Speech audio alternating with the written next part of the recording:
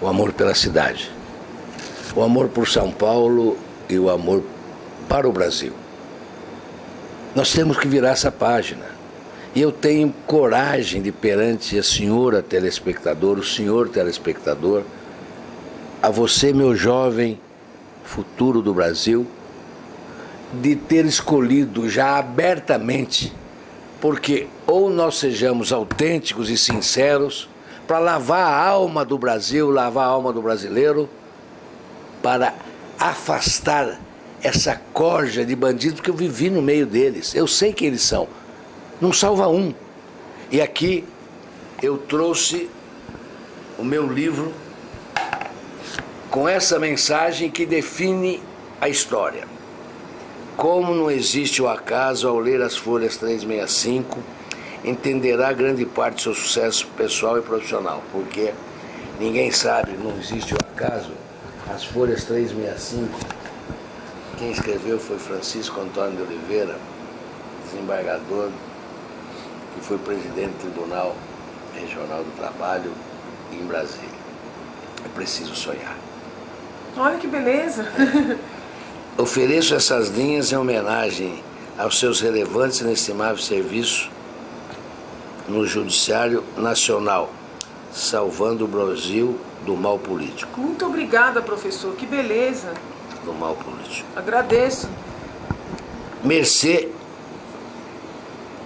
o seu talento, generosidade, amor ao trabalho, probidade, simpatia. Mas que coisa linda! Simpatia, inteligência e cultura.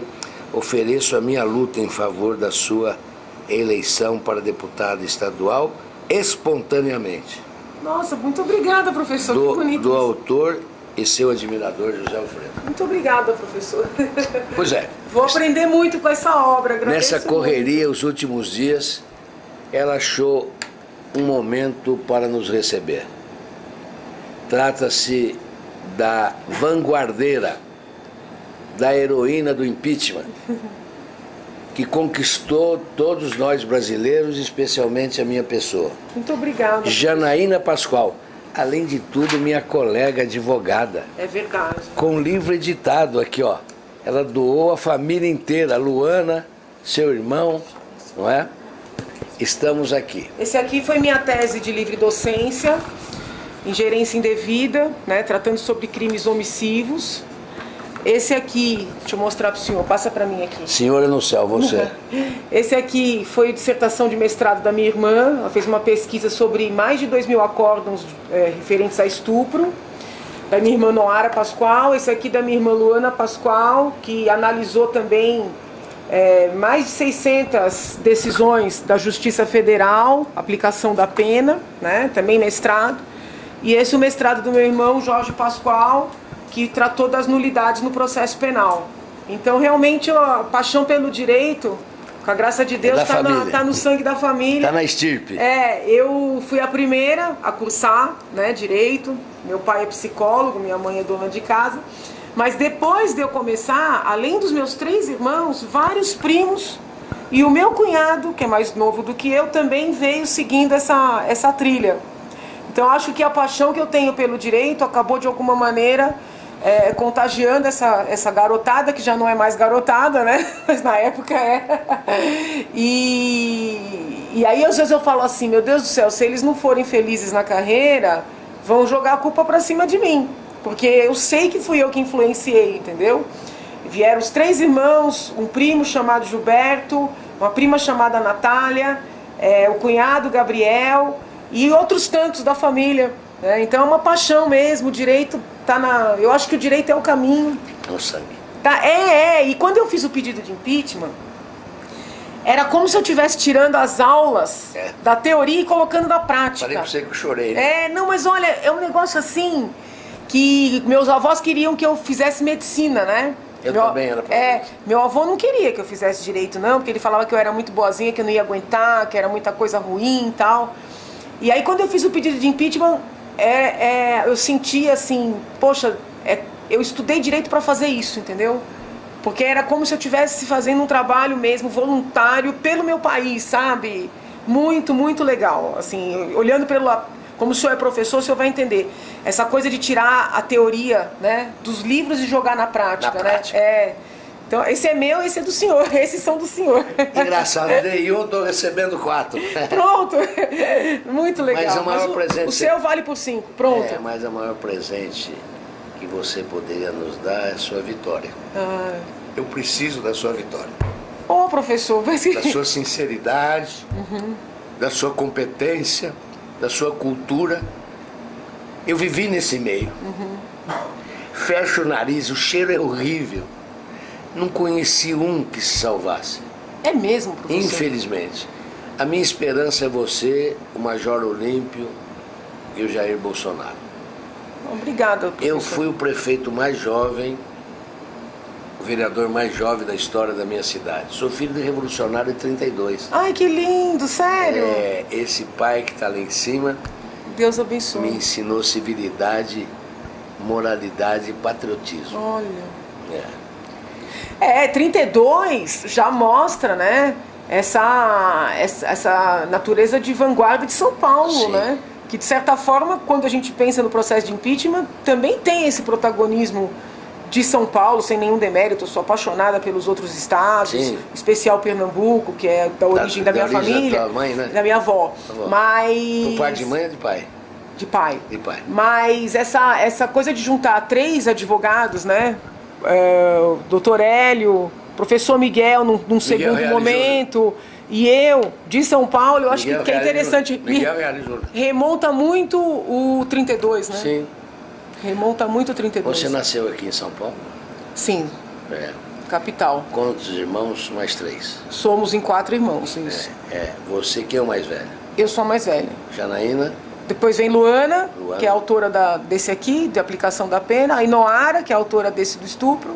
E o Jorge, que tratou das nulidades. São 3 advogados. São você, isso, 4. 3 subsequentes. Desculpe, quantos anos você está? 44. Não parece, hein? Jovenzinha. Obrigada. Você formou-se por onde? Pelo Lago São Francisco. Ah, é? 1996. Sou da turma de 96. Entrei com 17 anos. Me formei com, acho que 22, com 22. Beleza. Oi? Eu conheço o Alisson, mas eu não tenho certeza se a gente é da mesma turma. Mas o Alisson hoje é professor lá na faculdade. É gente boa o Alisson, eu gosto muito dele. Janaína, como você vê essa imagem do Bolsonaro que querem modificar perante o mundo feminino? Olha, a mentira. Eu posso, professor, dar um testemunho do meu contato com ele, né? Porque... E você é sincera, né? Dos demais eu não posso falar. O meu contato com ele, que é recente, antes dele eu conheci o Bolsonaro na convenção, Sei. Né? No Rio de Janeiro, ou seja, tem poucos meses. Nós conversamos um pouco antes da convenção e ele já me franqueou o microfone, sem perguntar o que eu falaria. E quem você era? Não, quem eu era, ele sabia, né? Sabia. Sim, porque eu fiz todo o processo e tal. Mas assim, ele não me perguntou o que eu falaria. O que entendeu? você deveria falar. Nem disse o que eu deveria falar. Isso. Ele me franqueou o microfone. Então, eu acho que é um comportamento que não é compatível com uma pessoa que seja machista, entendeu? Que não considere as mulheres, que seja autoritária. Aí eu vou para a convenção e faço um discurso completamente imprevisível, né? Assim, eu falei o que eu penso. Eu sei que desagradei muitos apoiadores dele, né? Isso, inclusive, teve um impacto. Coragem. Mas eu falei o que eu acreditava, o que eu acredito, e em nenhum momento ele me constrangeu, ele tentou tirar o meu microfone, ele vamos dizer assim, me desautorizou. Mesmo depois que eu falei, ele me apoiou. Quando eu fui muito atacada por tantas pessoas, né, que o admiram, tal, ele me defendeu. Então eu não consigo ver assim essa coisa de ser machista, de ser autoritário. E nas tratativas que nós tivemos, né, durante aquelas conversas todas para a vice-presidência, ele tem essa postura, ele trata a mulher como ele trata homem. Talvez o nosso país não esteja preparado para isso. talvez ache que a mulher tem que ser tratada de maneira diferente, mais cortês, mais delicada, mas ele não. Se ele tem que xingar, ele xinga, se ele tem que concordar, ele concorda.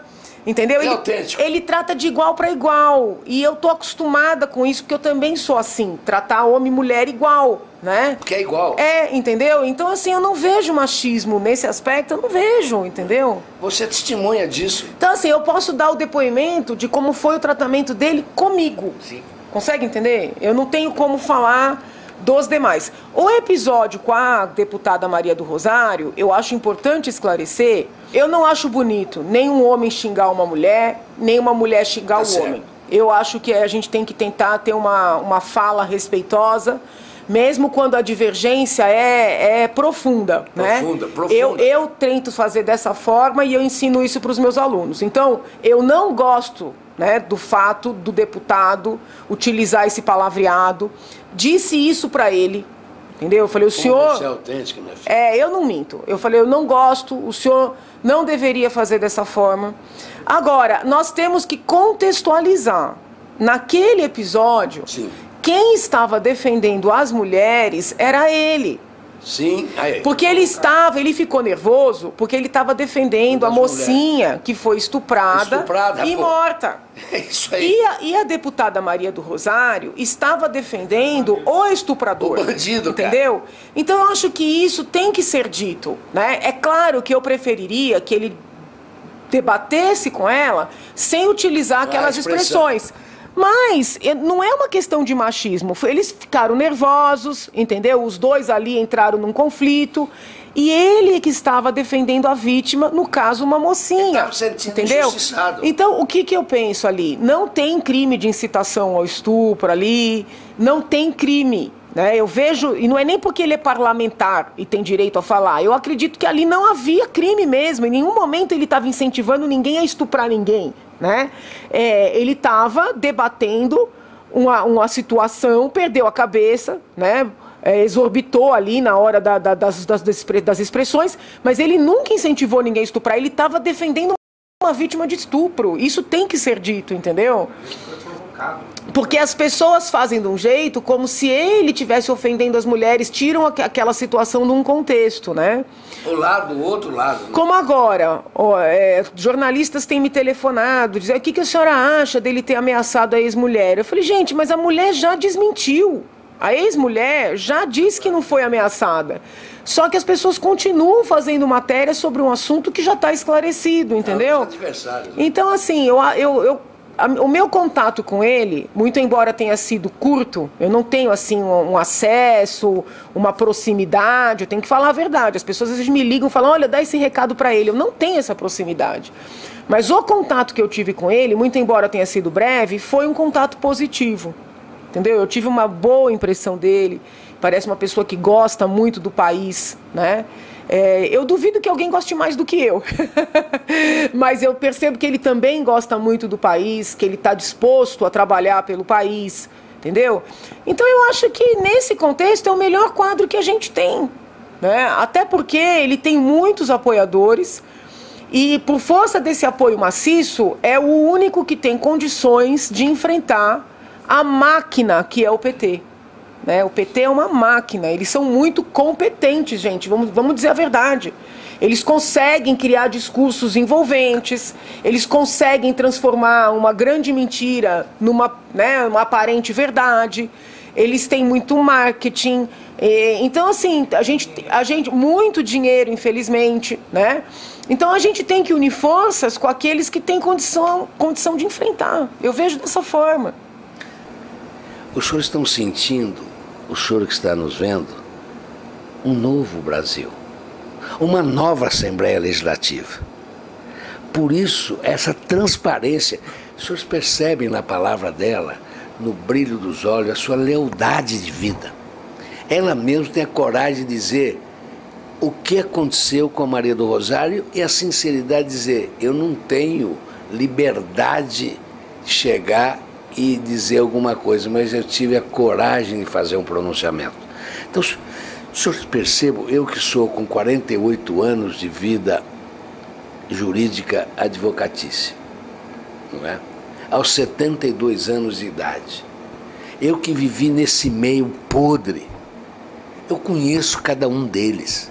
Então eu peço a você, não um pedido do José Alfredo, mas um pedido da coerência, da verdade, da sinceridade de propósitos.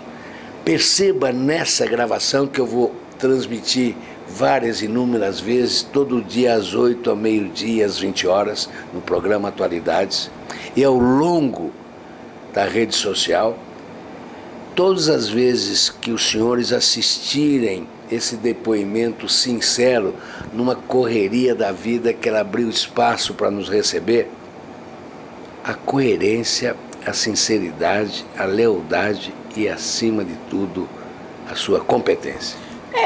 Eu acho o seguinte, eu acredito de verdade que a verdade liberta, entendeu? Então eu posso falar sobre aquilo que eu sei. O meu contato com ele foi esse, foi um contato positivo. Eu sofri muito para tirar o PT do poder. Eu preciso unir forças com aqueles que têm condições de evitar que eles voltem ao poder. Entendeu? Então essas pessoas vêm aqui e falam: Janaína, você garante que o governo dele vai ser bom? Que o governo dele vai ser... Não tenho como garantir. Não tenho como garantir. Agora, o que eu posso asseverar é, se o PT voltar, vai ser ruim. Porque, veja o senhor, professor, se eles fizeram tudo o que fizeram, quando precisavam disfarçar, agora, né, que os contratos superfaturados com as construtoras, com as empresas amigas, que a utilização do BNDES, que o dinheiro que foi para as ditaduras amigas, agora que isso tudo está claro, explícito, se eles forem eleitos, eles não precisarão disfarçar. O senhor entende? Então é nesse contexto que eu decidi, né, apoiar a candidatura do Jair Bolsonaro. Não é porque eu estou aqui falando para a população que eu tenho certeza que ele vai ser o melhor presidente da nossa história. Eu realmente não tenho. Mas tem esperança. Peço a Deus que venha a ser, mas eu não tenho essa certeza. Agora, eu tenho a certeza que se o PT voltar, o rumo para a Venezuela vai ser acelerado, né? E todo o meu trabalho no processo de impeachment vai ser jogado fora, você entendeu? Sim. Me diz, qual o ponto do seu discurso lá no Rio que alguns lados da equipe ou que estavam presentes discordaram? Um ponto. Eles o que acontece? Eu sou muito... verdadeiro. Então eu falei, olha, a minha fidelidade não é o Bolsonaro. A minha fidelidade é o Brasil. Muito bem. Essa frase desagradou muita gente. O Brasil está sendo entendeu? Todos, ele mesmo mas desagradou muita gente. Eu também disse que eu entendia que os bolsonaristas típicos, né, aqueles que são mais alinhados, teriam que abrandar o discurso. Não com interesse eleitoreiro, no sentido de ganhar votos, mas como reconhecimento da necessidade de compor no bom sentido para conseguir a governabilidade. Está compreendendo? Muito. E muitos bolsonaristas padrão, vamos dizer assim, aqueles mais alinhados, acharam o seguinte: não, se for para ganhar, nós queremos ganhar com a nossa pauta, entendeu? Então foi nesse sentido. Eu sou uma pessoa mais branda, mais ponderada, mais conciliadora, né? E eu acho que dizer isso de uma maneira muito clara, naquele momento que muitos entendiam como um momento de festa, como um momento de comemoração, como um momento de exaltação, não foi bem recebido, o senhor entendeu? Mas olhando para trás, eu não me arrependo, porque eu acredito que aquela fala era necessária para aquele momento, porque nós precisamos de um Brasil mais ponderado, né? Um Brasil honesto, um Brasil correto, que siga as regras, mais, professor, mais ponderado. Porque se nós não tivermos ponderação, a governabilidade vai ficar impossível. Eu penso dessa forma. Porque o Jair Bolsonaro estava defendendo uma criança que foi estuprada. Ele estava defendendo a razão. Ele estava sendo injustiçado, porque ele defendia o bem, ele defendia o amor verdadeiro de uma mãe que estava perdendo o seu filho amado. E disse a palavra que eu repeti sem vergonha, porque uma mulher, não sei se ela é mãe. Ela é mãe. Eu sou sincero, estou sabendo agora, Como é que pode uma mãe defender um criminoso? Como é que é, Ribamar? Defender o bandido. Defender o bandido. Como disse o Mourão, uma palestra que eu assisti, eles falam em direitos humanos. E os humanos direitos nossos, quem defende? Humanos direitos nossos. Uma criança estuprada por um bandido. Quem defende esse bandido, esse criminoso é sem vergonha. Eu entendo, professor, mas assim, eu acho de verdade, com todo respeito, você é sincero que como eu sou. A gente tem que tomar cuidado com essa linguagem. Porque a gente pega não mal. pode. Não, a gente não pode fomentar a discórdia, entendeu? É nesse sentido que eu às vezes tenho essas divergências. Sim. Que são pro bem, né? Sim. Uma crítica construtiva. Parabéns. Eu agradeço. Nós vamos terminar, estamos em cima. Agradeço demais esse espaço na sua desenfreada luta, que eu peço à padroeira Santa Rita de Cássia, que também Nossa Senhora da Conceição Aparecida, sou um homem místico de fé. Somos dois. Que você tenha sucesso na sua jornada, que esse encontro não fique só aqui, espontaneamente. Alguns projetos nossos para o bem de São Paulo e do Brasil, quero que você levante essa bandeira, estude e, se aprovar, leve avante. Principalmente, eu fiquei suplente deputado, queria fazer na Constituição de São Paulo a aplicação da pena, porque eu só acredito na aplicação da pena, não dá mordomia para bandido. Quer dizer, primeiro estágio, ele vai cumprir em lugar insalubre, de acordo com o crime, porque quem mata, quem estupra, não merece viver. E nós não temos pena de morte, mas a pena de morte é o trabalho. Bom, isso eu deixo para outro tempo. Eu não concordo, mas eu respeito. Depois os direitos humanos. Para todos. Então, deixo agora a imagem, não só do virtuosismo da comunicação pelas redes sociais, mas também pelo Canal 7.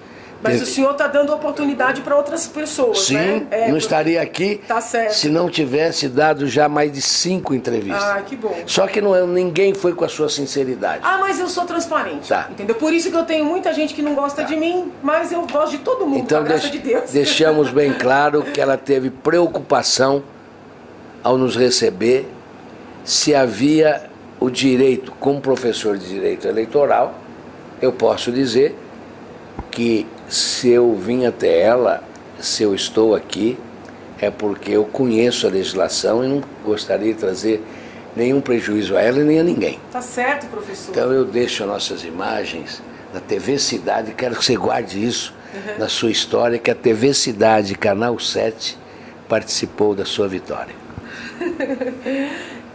Vamos ver o que o futuro nos reserva, né? Eu acredito em Deus e eu acredito que a gente vai estar onde Deus entende que a gente deve estar. Não é assim? E você tentar, na medida do possível, ser um instrumento. Então, um abraço muito grande para quem está nos assistindo, né? E na fé, na convicção, na esperança de que o Brasil vai ser o coração do mundo. Janaína Pascoal, advogada, candidata a deputada estadual com o número 17317. Muito obrigado a todos.